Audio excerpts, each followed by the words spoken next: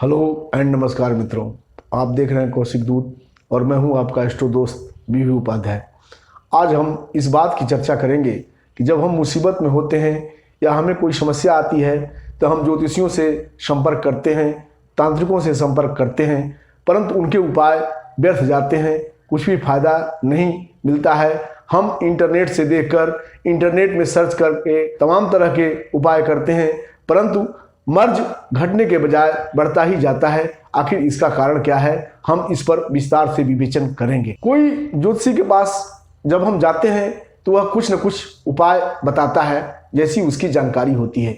वह उपाय ग्रहों के आधार पर बताता है या जन्म कुंडली देखकर बताता है, परंतु इस दुनिया में जन्म कुंडली से हटकर बहुत कुछ भी है। मैं आपको बताता हूं कि अगर आपके कुल देवता रुष्ट हों या कुल देवी की आप पूजा नहीं कर रहे हो या उनके पास आपकी पूजा नहीं पहुंच रही है, तो तमाम तरह के ज्योतिषी उपाय जो आपके उन्नति के लिए किए जा रहे होंगे वह बेकार साबित होंगे। और न तो आपके लड़के लड़कियों की शादी ही ठीक से तय हो पाएगी, ना आपकी दुकान चल पाएगी। अगर नौकरी लगी रहेगी तो भी वह डिस्टर्ब रहेगी या दुनिया भर की समस्याएं खड़ी होंगी। इसलिए आपको सबसे पहले कुल देवी देवता के ऊपर ध्यान देना चाहिए कि उनकी पूजा या उनकी अर्चना जो हम करते हैं वह हो रही है कि नहीं हो रही है। दूसरी बात करते हैं कि ज्योतिषी उपाय क्यों फेल हो जाते हैं। अगर आपके घर में कोई ब्रह्म, प्रेत, पिशाच या इस टाइप की चीजों की छाया हो तो भी आप कितना भी ज्योतिषी उपाय कर लें, उससे कोई फायदा होने वाला नहीं है और कोई भी ज्योतिषी इन चीजों को जल्दी पकड़ नहीं पाता है।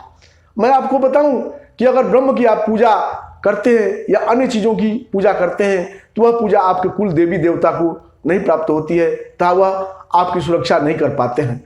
और इन चीजों अर्थात प्रेत की भी अगर आप पूजा बंद कर देते हैं तब तो स्थितियां और भी भयावह होती हैं और ज्योतिषी इसको पकड़ नहीं पाते हैं और आप अवनत के खड्डे में दिन प्रतिदिन गिरते जाते हैं। अब हम तीसरी चीज पर बात करेंगे जिसकी वजह से ज्योतिषी उपाय काम नहीं करते हैं। अगर आपके ऊपर या आपके घर में किसी ने कुछ कर करा दिया हो तो भी ज्योतिषी उपाय बेकार जाएंगे।